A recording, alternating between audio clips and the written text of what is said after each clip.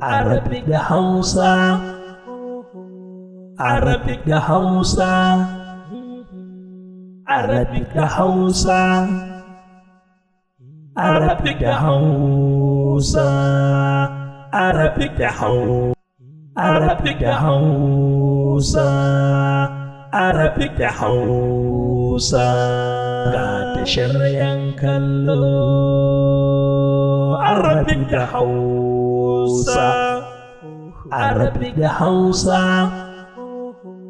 Arabic da Hausa. Arabic da Hausa.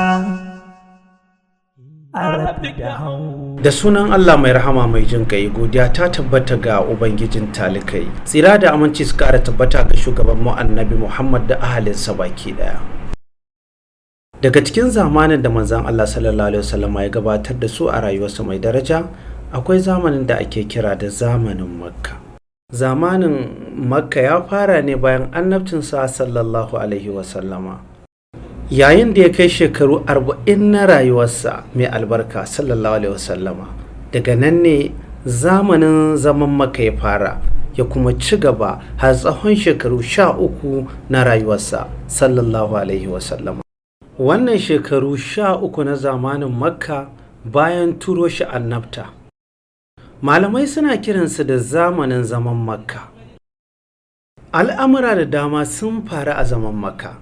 Har malaman tafsiri suka ambaci wasu surori da ayoyi alkur'ani da suna ayoyin zaman Makka ko surorin Makka, kamar yadda ya zo a cikin alkur'ani. Za a samu cewa wata surar an kira ta da surar Makka, wata kuma a kira ta da surar Madina. Hakan kuma ya yi daidai da abin da ya dace a tarihinsa alaihi salatu wassalam.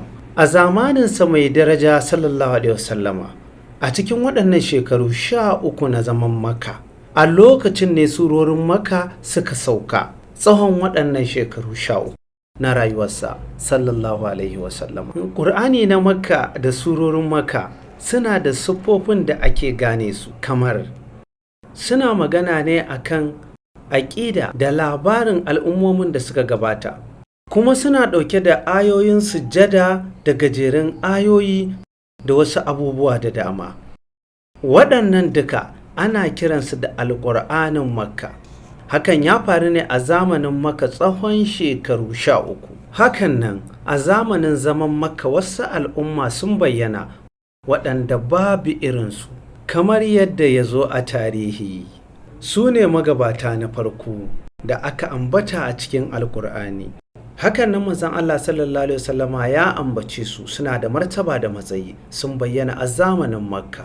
Daga cikinsu akwai mutum 10 da aka yi bishara da aljanna radiyallahu anhu. Akwai uwar muminai Khadija radiyallahu anha. Kana kuma akwai limamin farko na manzon Allah sallallahu alaihi wasallama. Manzon Allah sallallahu alaihi wasallama yana da limamai guda 3. Na farko yana cikin magabata da wasunsu da dama. Haka kuma daga cikin abubuwan da suka faru a zamanin zaman Makka, akwai bayyanar wani gida da ake tunawa da shi a tarihi. Akwai gidaje da dama a duniya, da fadoji, da gidajen tarihi, da wuraren shakatawa. Wannan gidan sahabi ne mai karamci, wanda ya tanade shi saboda manzon Allah sallallahu alaihi wasallama da sahabbansa masu daraja suna koyon musulunci da alkur'ani. Wannan shine gidan Arqam ibn Arqam al-Makhzumi radiyallahu anhu. Wannan gidan yana kan dutsen Safa da yake cikin masallacin harami. Wannan yana daga cikin abubuwan da suka faru. Hakan nan a zamanin zaman Makka an samu kunci da tsanani, an jarabci sahabbai radiyallahu anhum da jarabtawa mai tsanani da azabtarwa a zamanin Makka. Hakan nan a zamanin zaman Makka al'amarin hijira ya afku.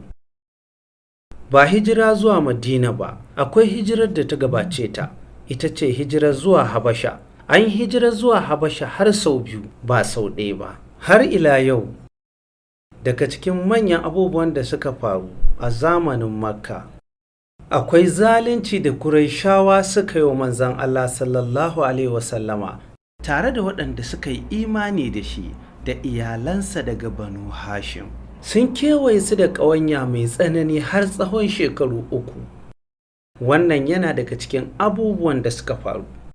Hakan nan yana daga cikin abubuwan da suka faru a zamanin Makka, shekarar bakin ciki. An kira ta da haka ne saboda waƙiyar da ta faru wacce ta ratsa zuciyar manzon Allah sallallahu alaihi wasallama na rasuwar soyayyarsa ta har abada Khadija radiyallahu anha da rasuwar babbansa Abi Talib, shi yasa aka ambace ta da shekarar bakin ciki.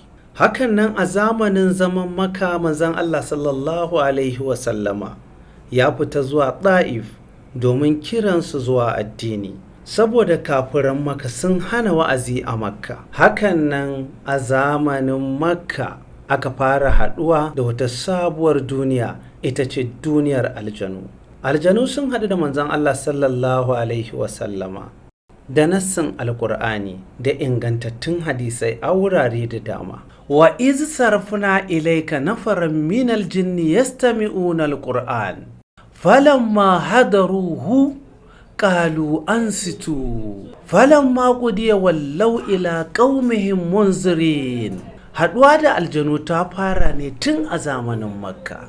Har ila yau, daga cikin abubuwan da suka faru a zamanin zaman Makka akwai wani babban al'amari na wata sura a cikin alkur'ani mai sunan wannan waƙiyar, ita ce suratul Isra'i, wadda wasu malaman tafsiri suke kira da surar Bani Isra'ila.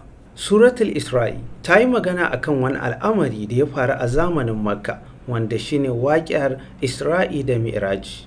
Isra'i daga Makka zuwa masallacin Qudus, daga Mi'raj daga masallacin Qudus zuwa sama ta bakwai har zuwa Sidratul Muntaha, gaba da sama ta bakwai.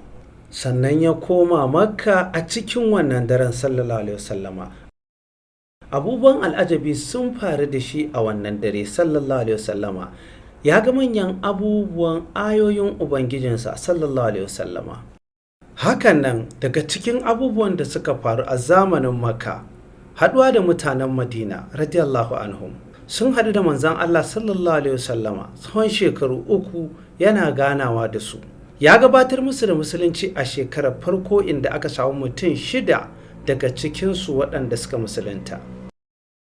Ganawa da su ta biyu ita ce bai'atul aqba ta farko, da kuma tafiyar jakadan farko zuwa ƙauyuka, wato Mus'ab bin Umar al-Abdari al-Quraishi radiyallahu anhu.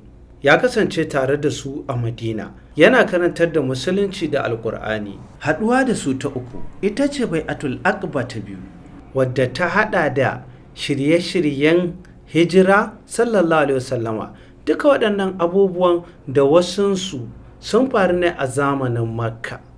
Zamanin Makka wani zamani ne mai cike da al'amuran alheri a cikin rayuwarsa mai daraja sallallahu alaihi wasallama.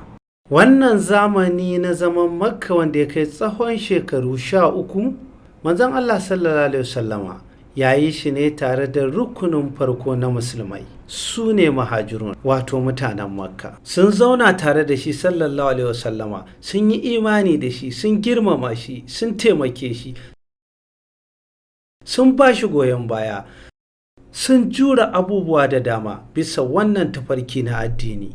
Saboda haka ne suka samu fifiko da ɗaukaka, duk da kasancewa su ma ansar radiyallahu anhum suna da tasu falalar, sai dai muhajirin suna gaba da su. Allah ta'ala ya ce, wasabiquna al-awwaluna min al-muhajirina wal ansar. Muhajirai suna gaba da ansar. Yana daga cikin darajojin muhajirai kasancewar manzon Allah sallallahu alaihi wasallama, duk da girman darajarsa da ɗaukakarsa yana cikinsu, har yana faɗa alaihi salatu wassalam, da ba don matsayin hijira ba da kun kasance makiyayan ansar, don haka ana lissafa shi a cikin muhajirai sallallahu alaihi wasallama. Zamanin Makka wanda ya kai tsawon shekaru 13 ya kasu kaso biyu. Akwai shekaru 3 na kira a sirrance wanda ya gudana a Darul Arqam, sai shekaru 10 na kira a bayyane ga dukkan Qurayshawa wanda suke sauraron musulunci da Alkur'ani. Jimillar shekarun zaman Makka shekaru 13 kenan. Hijira zuwa Madina ta sanya al'ummar musulmi sun kasu zuwa gida 3 kamar yadda ya zuwa Alkur'ani da muke karantawa. Na farko su ne mafi ɗaukakar musulmai, su ne muhajirun radiyallahu anhum. tare da su akwai manzan Allah sallallahu alaihi wasallama. Kaso na biyu su ne ansar radiyallahu anhum, suna da matsayi bayan muhajirai, Allah yarda da su baki ɗaya. Muhajirai da ansaru dukkansu sahabbai ne, sai dai muhajirai suna gaban ansar wajen matsayi.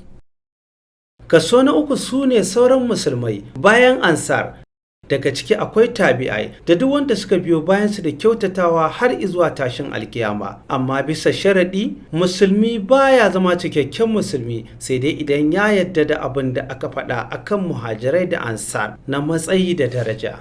Duk wanda ya da'awan musulunci amma bai yadda da sahabbai ba radiyallahu anhum, yake aibata su ko yake zagin su, wannan ba a lissafa shi a cikin al'ummar musulmai. Wajibi ne ga dukkanin musulmi su san matsayinsu da darajarsu.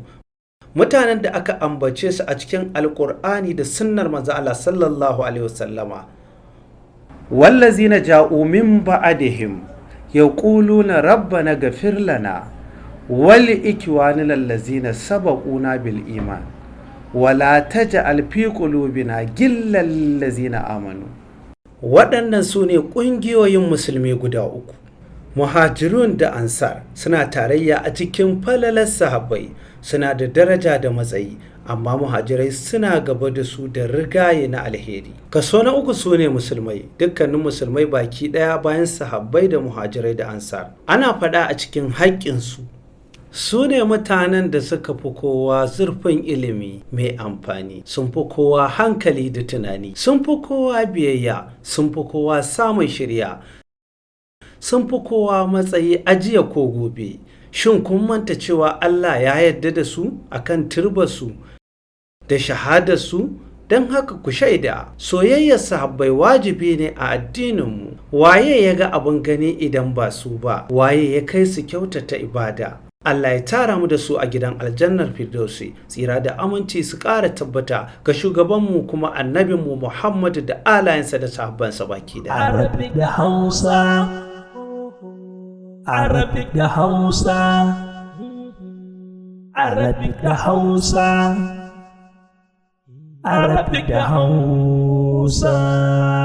Arabic da Hausa.